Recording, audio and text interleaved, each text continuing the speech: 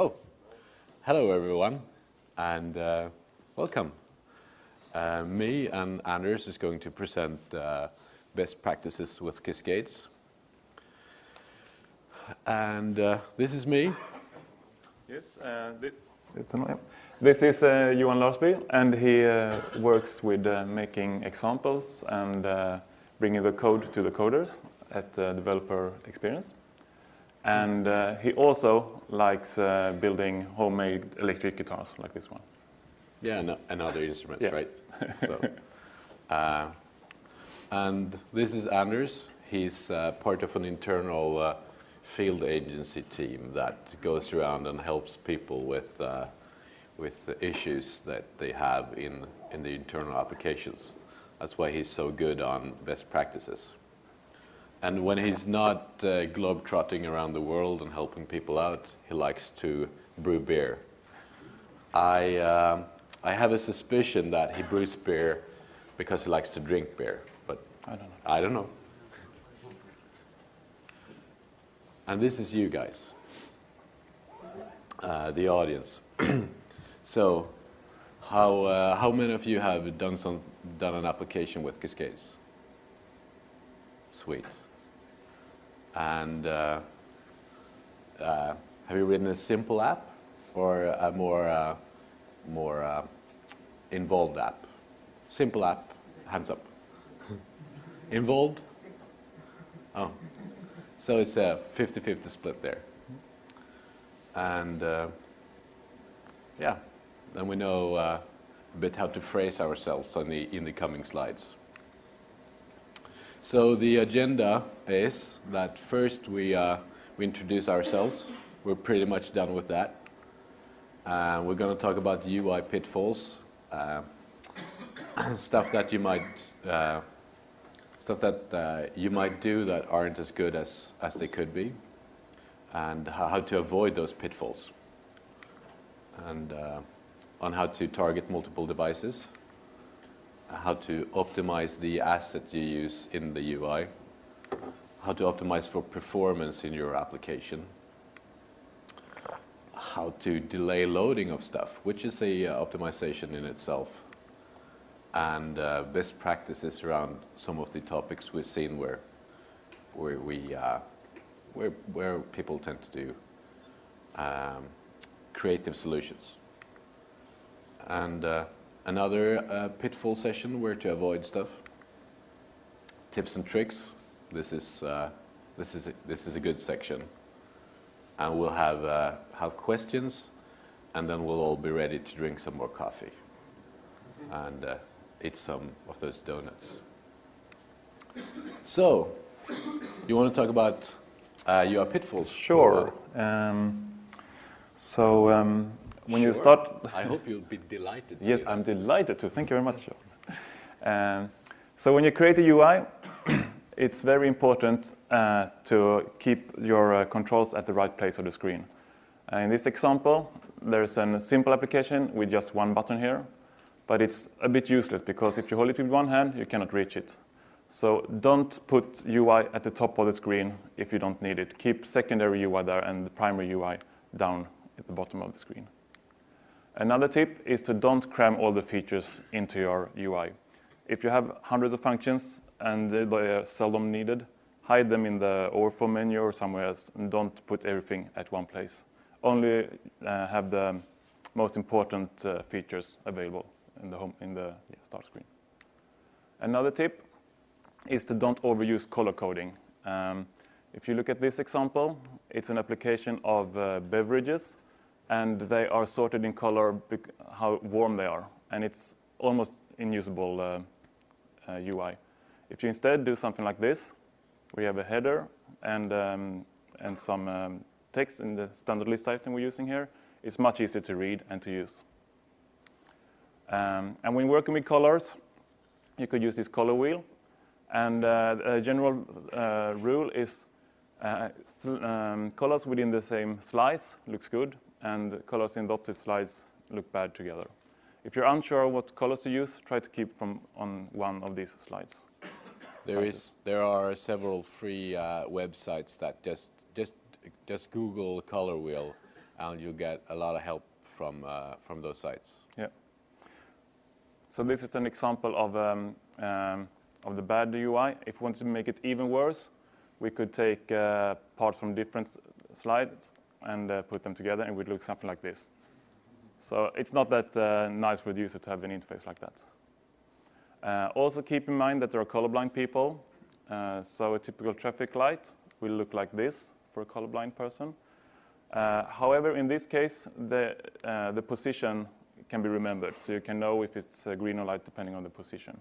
You could also enhance this with text like this. Do we have anyone that's colorblind in here? That's weird. It's like 10% of the male white population have some sort of colorblindness.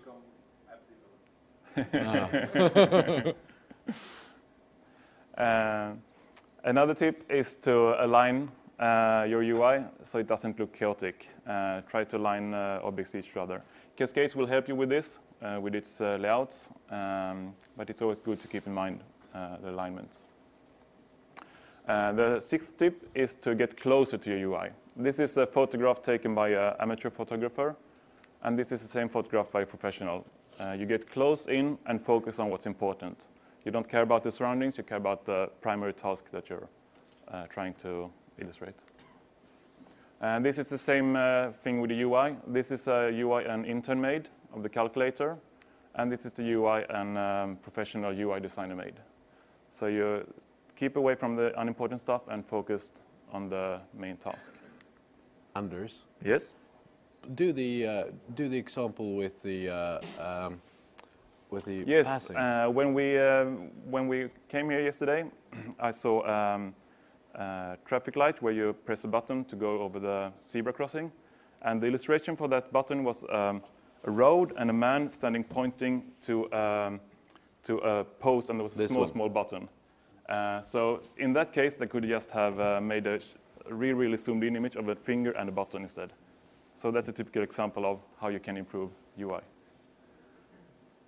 Another important thing to keep in mind is personal space. This guy is a bit intimidated by this guy because he's invading his personal space. And it's the same with UI controls. If you look at this image, these two buttons, they are very close to each other, and they want their space. So if you make some space between them, they're much more happy together. Since this is a media application, it's showing rich content, right? Yeah. We also choose to make a black background, so the content stands out, because the content is king and the UI is only supporting the content.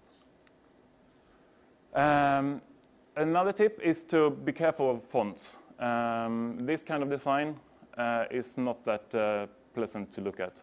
You have a lot of different fonts, you have the colors, and you have some kind of spacing and headers. If you instead do something like this, it's much more pleasant to the eye and calm, and you can see what's happening. Okay, so now Johan is going to mention something about the new lovely multiple displays we got. Yeah, so there will be 7 tips on how to make your applications work on different form factors.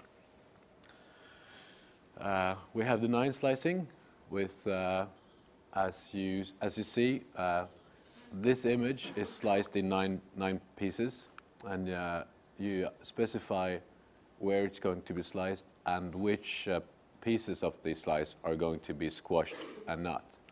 So if you had a frame here, this one would squash upwards, and all the important parts would remain unsquashed. And this is a code on. Don't worry. And this is a code example of how to do it. All the slides will be published. You don't need to remember all this. And this is. The second tip is tile background. You can use a small image and tile it on in your UI, and that way you can scale it.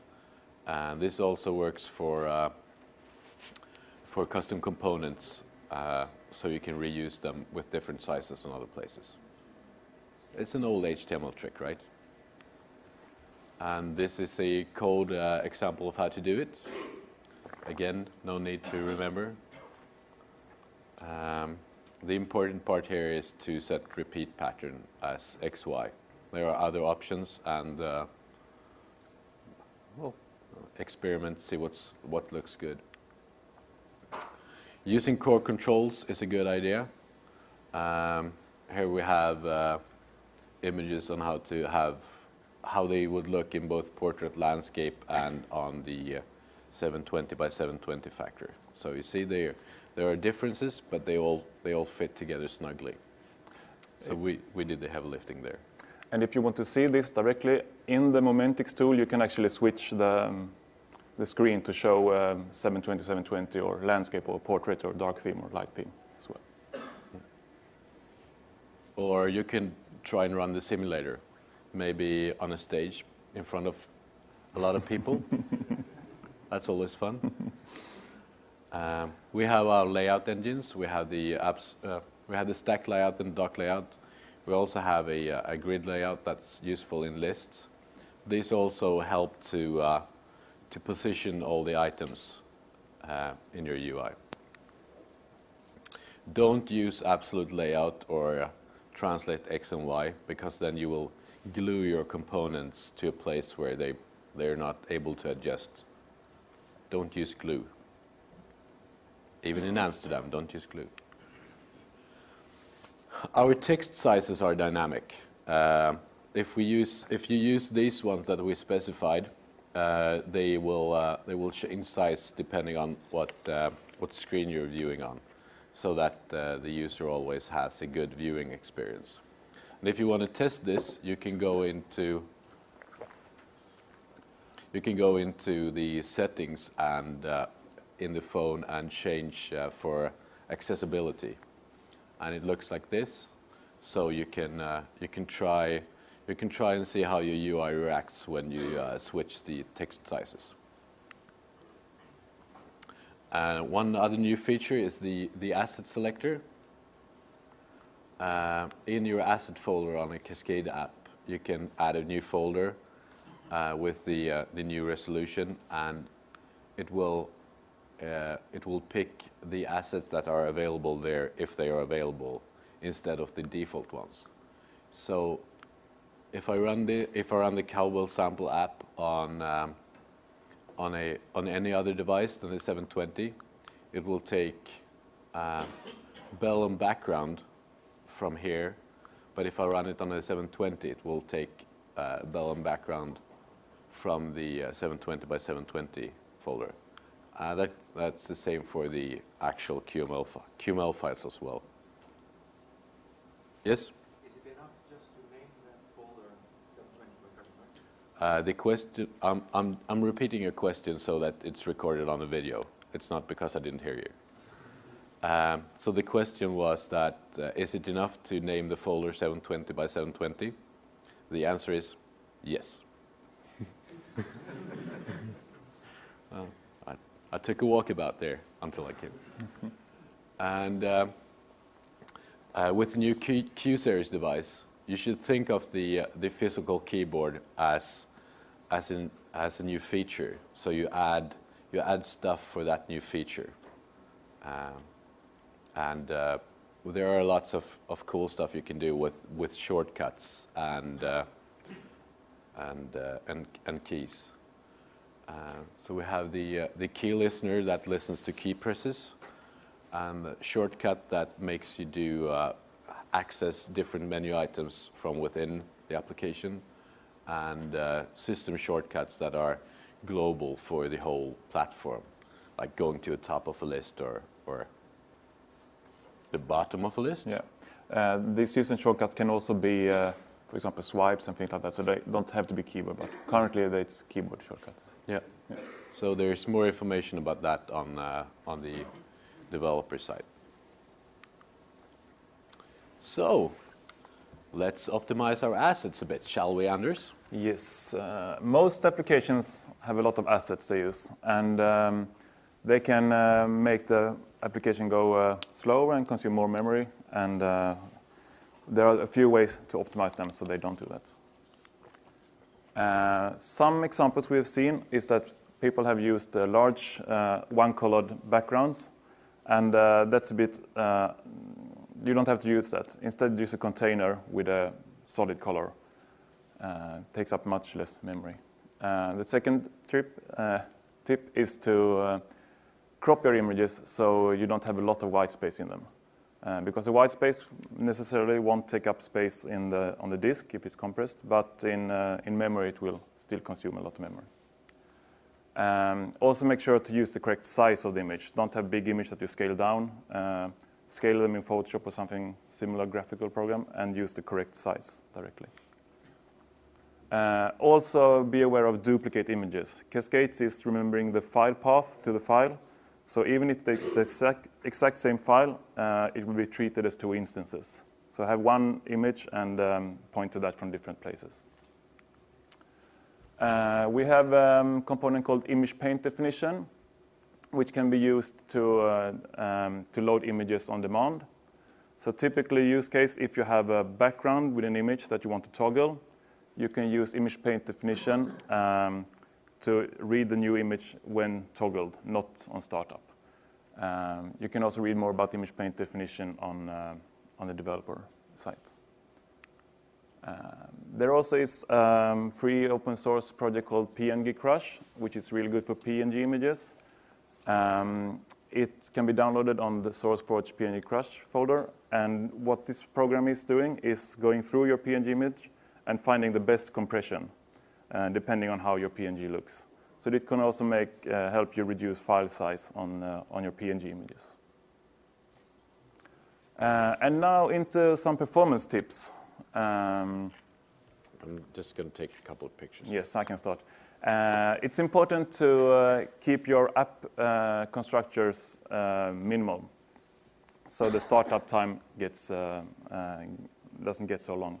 And it's also worth noting that if you have attached objects in your code, they're also initiated. So those constructors should also be simple.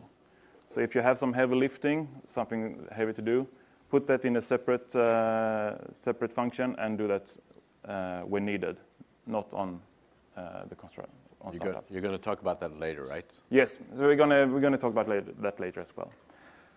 Another common pitfall we've seen is that when developers are creating lists in Cascades, they have one big list item which can cater for all different types of items shown in the list.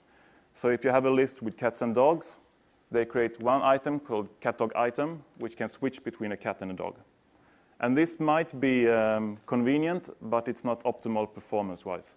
It's much better to have one item called cat and one item called dog, because Cascades reuse list items, and you don't want to load all the non-visible controls all the time.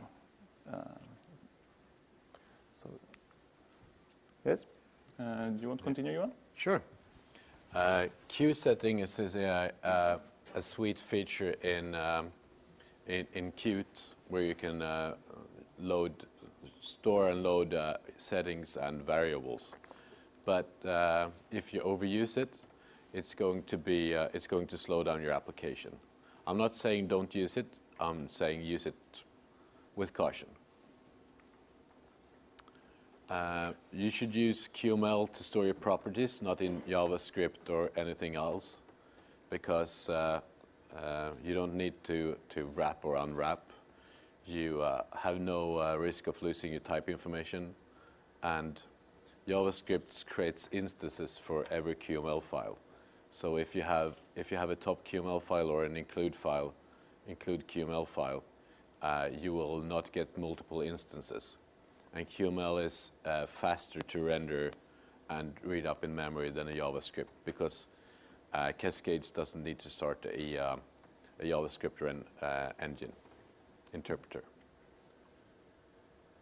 Yeah, and a small pitfall is that if you update the variable in JavaScript, the binding's not updated, but if you do it with a QML variable, it will be. So you can listen for that change in other places. Yeah. And you can have different values. As you saw the asset selector, you could load different QML files depending on which target. And if you have some specific sizes you want to do, or something specific, some specific variables that change between devices, which I guess is a common use case. What do you say? What do you say, Peter? Is it? Peter says yes. So that's another good feature of why to use QML files to store your variables. And this is an example of how to do that. You do a constants.qml file, and you make your typed type variable as a property, and then you can read that from your main file instead, and then you have the constant file there, so as an attached object. We've seen people do like in HTML, recreate colors everywhere. They use create a color create, and then creates that color on every place you use it. Don't do that. Just make a variable with the name of the color, and then reuse that. So you don't create many instances of it. That can help performance. I know it's sweet and good to be able to componentize your UI in QML. Do you know? Is anyone don't understand what I'm talking about with the componentize? I'll take that as a yes. If you save a piece of QML in a new file with a capital letter in the first as the first letter in the file name, you can use that as a component. And this is very good because if you reuse a component many times, it's easier to maintain, and it makes the structure look better.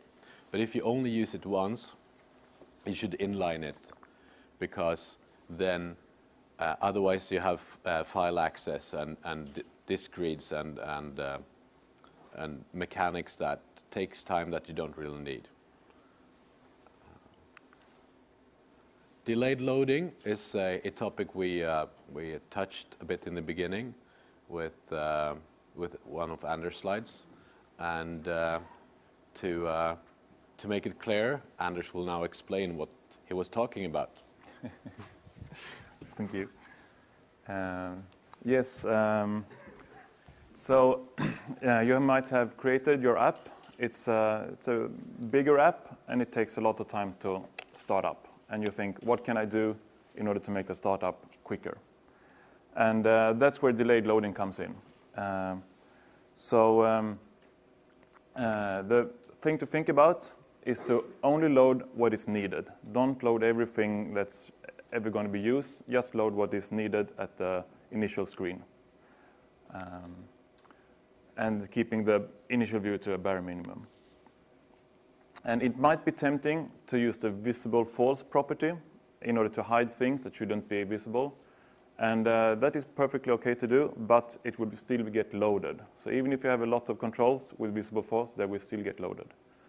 So if you take this screen here as an example, it has two tabs. The second view tab, we don't need to load that at startup.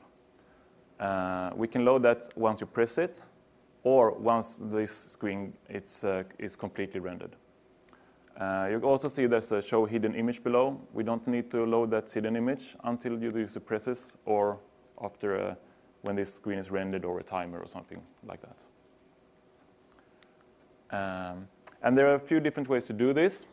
One convenient way is to use the control delegate, and it looks like this. It's a control that you insert in your QML, and you have a property called source, which points to another QML file. And this QML file will not get loaded until you set the delegate active to true, this property. So that's typically an easy way to delay the loading. We also have component definition control, which looks like this. It's actually placed in an attached object, so it's not a control that gets created on startup. It's a control that you have. It's like it's a blueprint that you create instances from, rather. So in this example, we create a new component of this myHeavy component, put it in a variable here, and insert that variable into a container. This is very useful if you have repeated elements, if you have a lot of the same element or very similar elements that you want to duplicate. Instead of copy-pasting them, you can use this function instead. And these are, of course, available on our development site as well to dig into. The cost is when you do create object, right? Not when you insert. Exactly. So the create object, it kind of depends on how heavy this component is and how big this container is. But generally, yes. Another way to delay loading is to, not delay loading, another performance tips is to not load data on the UI thread. Because if you load a lot of data on the UI thread, the UI will get stalled. So it's better to open a separate thread and load the data there. And also so that you can bring up the UI and then populate it with data. Because even if it takes the exact same time to get the UI ready and usable, if the user sees the UI before the data comes, it's perceived as much quicker. Yes, and now to some best practices. I think the exact number is 9. We often get the question when to use QML versus C++. Which is better? And the answer is that they are actually best friends. They work very well together. And so the thing is, I tend to use QML for the UI and then have the business logic in C++. You can do a lot of the logic in QML and you can do a lot of the UI in C++. I just find that that's the easiest thing for me. And if you're into QML, you might want to have more stuff there. We're going to show you a QML profiler, and we've added some debugging functionality as well to QML. So those things will be easier. Otherwise, most of the time it's easier to debug in C++. Another thing is to not use specific types. Oh, it's the other way around. You should use specific types. Don't use variants. They take a lot of. They take a lot of. They take more memory, and it's easier to get stuck in using them in the wrong way. It's like, well, you're all coders, you know what I'm talking about. There is a function called .connect that you can use to connect to signals. It's sweet to use it from C++ because that's the only way you can use it. We've seen that people are using that functionality in QML as well, but you shouldn't. You should use the on equivalent of that function, which is created automatically by the QML parser engine. So while you can do this, don't. Unless you're in C++, then you have to. But then you don't have the on ended. And also, if you have a C++ signal that you want to listen to in QML, you use the connect as well. Yeah. And while you can piggyback on the Cascades namespace, which is good to have stuff visible in the preview in Momentix, you should really have your own namespace. So for your published code, if you keep the Cascades namespace and add stuff to it, if you add my super button there, and we suddenly decide to make a my super button class, the end result is undefined, and you don't want that. So when you release, have your own namespace. Multi-threading with Cascades. Cascades is internal. You know the client-server model where you talk to the render client from the main thread. So Cascades is multi-threaded by default, and you get all those nice things. One thing to remember though is that it's not safe to call the rendering engine from other places than from the main thread, because then the end result is also. You got to stop taking pictures. I can't pose all the time. I'm trying to have a. So if you need to call if you need to do updates to the UI from C++, you do it from the main thread, and if you we have bullets. Only call from the application thread, and if you need to do updates, if you have data loading in another thread, which you should have, and you want to say I'm done with the data loading, do something, you should do a signal slot function so you can call that into the main thread and then update the UI. And in QML you can set ID name and on object name, and this is good if you need them to be accessible from different parts. But by setting them, you also indicate that you are going to use them. So by naming everything, you clutter up the code, and it's hard to read. So do it like this. It's easy to read. You only you set the label. You give the label an ID, so that you can change it when clicked. But and this is much easier to read than doing this, where you set give everything a name and an object, an ID and an object name. If you subclass or make a new class, you should have a constructor with the parent defaulting to 0 or null, and also call the superclass. That way, the Qt engine can maintain ownership and inheritance, so that when you destroy objects, you don't get zombies or memory leaks. And here's an example of how to do this. QString is actually initiated to an empty string at startup. That's something you're not familiar, not used to when dealing with C++. It's one of those nice things with Qt. So you don't need to initiate it. It's already done for you. Yeah, and it comes with a price to assign it. So don't.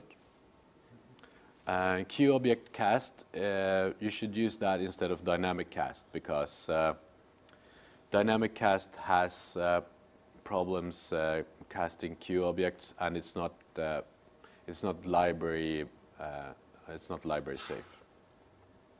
So it's using QObject cast solves that problem, and it's generally safer to use. Yeah, said that. Yeah, said that. Yep. And it's time for Anders again. Thank you very much. Yes, so in this session, we're going to talk about some pitfalls with Cascades that you can run into. And one of the most common questions we get in support is the onTouch scope. And typically, you have something that you want onTouch on, and you want that to communicate to whatever is touched on. And in usual QML, you don't need to prefix this with an ID. You just can say background equals color red, and the background of the container will be set to red. However, touch has its own scope. So when you're inside the touch function, you have to use the ID in order to point to the parent. And this could be a good practice to use everywhere, to use the ID even if you're inside the component itself, so it's clear what it's doing. Another thing we will often get questions about is that you have a C++ property that you want to access from QML, and you have some object there that you want to pass through. And if it's not a QObject, you have to wrap it in a Q variant. So say that you want to send an image from C++ to QML, you have to wrap that image in a Q variant in order to communicate between these. Another question we get as well is the onCreation completed signal. Some people think it's broken, but it's actually a bit misunderstood. So onCreation completed is a signal that gets fired as soon as the control it's inside gets created. So when your control is created, it fires the onCreation completed signal. It doesn't care about if its siblings are created or the whole page or anything like that. So it's a really fast signal. It gets fired really early in the application. So typically, if you want to, for delayed loading, for example, if you want to load your UI when everything is rendered, setting onCreation completed on the page will not solve that issue because there could be components inside the page that is not yet done. It's good for modifying the control itself, but modifying other controls, it could be tricky to use. So there are some alternatives. There is a signal sent from the window called Window.Posted, and that is fired as soon as the UI is rendered on startup. So that's a very good signal to use, for example, delayed loading. If you show your initial screen, and then when that is done, you can start another process. So Window.Posted is good there. There also is an object called renDefense, which works a little bit like Window.Posted, but on controls themselves. So if you attach a renDefense to your control, it will fire as soon as that control is rendered on screen. And I will show some example. So including its siblings? No, only the control itself. But it's including its childs. So if you put renDefense on the page, that's the typical use case. You put renDefense on the page, and when that page is rendered, it gets the onReach signal, and you can use your delayed loading. I meant children, yeah. Okay, sorry. That is correct, right? Yep. Yep. So if you currently use a timer or something else to do the delayed loading, you can replace the Window.Posted. And this is the code you use. So it's the main window that sends this signal. And the renDefense example is in QML. And you attach a renDefense object like this. You set it raised true, which means it's loaded. It will trigger. And when the fence is reached, you can start your loading. Keep in mind, though, that this renDefense is a bit costly. So you could get some frame skips if using it. So use it in the page typically once, and don't use it in like list items or something else that gets repeated a lot. Yes, and the sed order. There is no depth for sed attribute in QML. The order of which components are placed is determined by the hierarchy.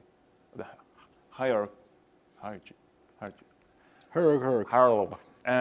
So if you have a container and you want to change the order, you can use add, insert, remove, and swap methods on that container to change the placement. So the way that in the order you specify them is the order they're going to be visible on screen.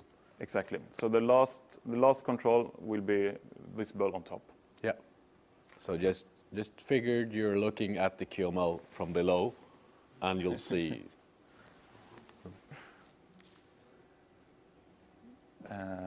Another question we get quite a lot is how to communicate from within a list item to the list itself if you're using QML.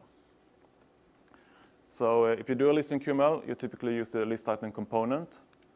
And if you have some QML inside the component that wants to communicate to the list itself, you can use the list item.view property.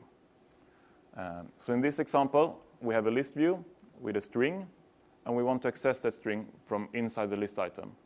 This is how we do it. First, I call item root to get to the root of the container, and then the property list item. This list item property is only available in the first child of the list item component, so that's why I have to have the prefix here. So I say item root.list item, and view is pointing to this list view. And then you can point to the string itself. The reason list item is scoped like this, that you cannot access it, is that it's reused and optimized by Cascades. So but this is the way to communicate. Yes, and now for the last section that Johan is going to talk about, some tips and tricks. So, how to peel a banana.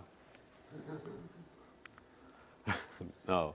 As you might have noticed, the debug to the console you're used to isn't there, and you can use the new debug log functionality. But if you still want to have the printouts where they were in the console, you can add a QMessage handler, and this is what one would look like. And so you add this function in your main code. And from the main you just call install message handler, and it will use the printfs and print to console. This is for convenience. If you feel like using this, you should not publish code with this because fprint is costly, and it writes each character to the file descriptor one by one, and it's a slow call. So if you feel comfortable using the device log, you should use that instead, because that's all optimized for performance. That's why we added the if it's debug, do this. If it's not, use slug info. It will also break. It will also probably break any future versions where we have, if we add functions for sending log files or collecting crashes and etc. You won't get your own messages. So don't release with this. There is a Cascades Profiler available in 10.1, the beta available on the website. It's a bit cumbersome and hidden to start. So the first thing you have to do is go into Run Configurations, and you have to find the Tools tab on the far right, and then you have to press the button in the down left, and then you have to enable Cascades Profiler, and then you're good to go if you tap it for launch. So this, you might want to remember to look this up in the slides later. And but then you get the Cascades Profiler, and you get loads of important information from it. So you can see when we profile this application, my component went loaded very fast, but and the startup was almost under 200 milliseconds. So when you see, and you can see if you have functions that take too long time, so you get frame skips, what they are, and you can navigate closer into where in the code that is. That's not the only profiler we have, though. We have an application profiler, which you enable in your profile by adding this to your .pro file. Profile and .profile. I never thought of that before. No, that's right. That's funny. We should have made a joke about that. Too late. Too late. Next time. And you have to enable that as well. And then you get lots and lots and lots of information that's useful for debugging and seeing where the C code takes too much time. So I'm guessing we made everything pretty clear, but if anyone wants to ask a question, this is the time. Are the slides going to be available online? Yeah, Slides. the question was, will the slides be available online? And the answer is yes. Yes, sir. Hello. My question is, UI guideline says that main text for active frame should be 35 pixels size, but there is no way to set, I don't know about the way to set size of font using pixels. I can do that using points. I can use preset size like normal, small, x small, x small, but how can I use pixels to set font size in QML?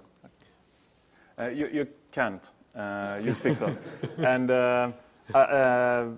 I think the UI guidelines is actually being revised to recommend the Cascades values, extra small, extra large, and so on, because we do want relative fonts, not absolute fonts in the product, because of accessibility and. Thank you. And another question: if I import some custom class, my own class, or like QTimer into QML, QML preview does not work anymore. So how to prevent this, or is it going to be fixed in the future?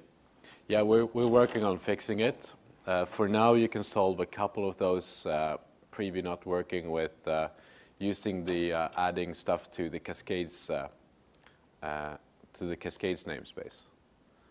That way, you will have some more visibility in the preview, but it won't solve all your problems. But yeah, it's an issue.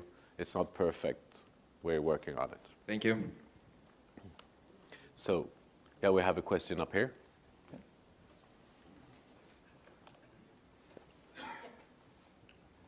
The method that you talked about using earlier, using window, the window control, do you have an example of doing that using QML? Is that available in QML?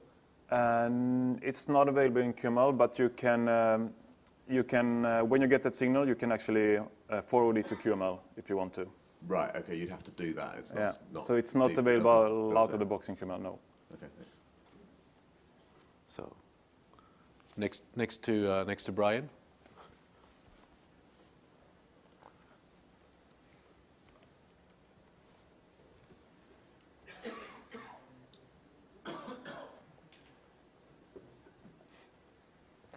Hello.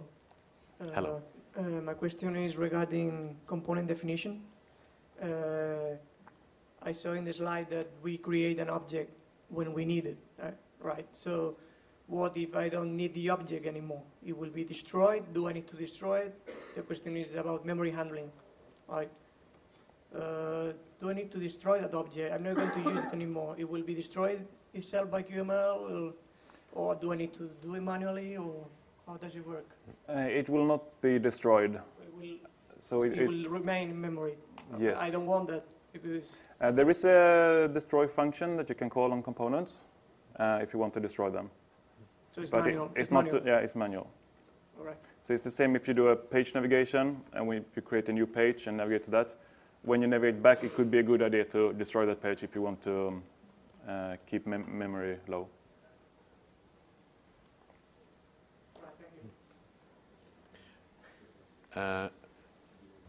Yeah, one more question.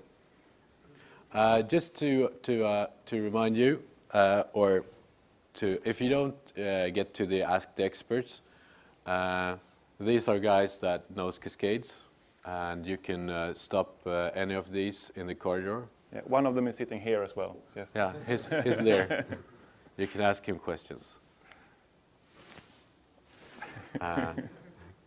So my question is, what is the best practice to hide tabbed pane?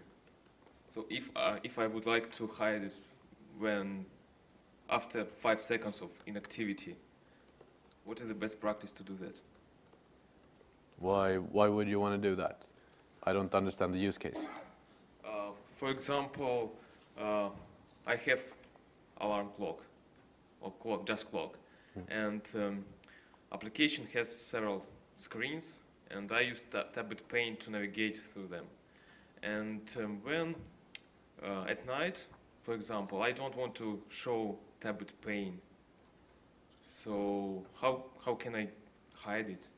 You want to hide all the tab panes? Yes. Yeah, I'd add a sheet as an attached object and load that on top of everything else when the alarm clock goes off. Oh, okay.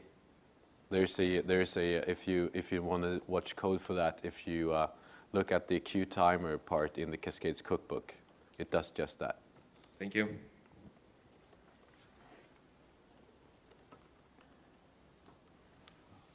So we have time for one more question because I need some coffee.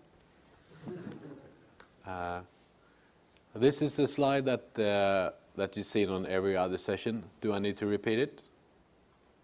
I take that as a no. And final question before coffee? No final question? Oh. Thank you so much for attending. Thank you.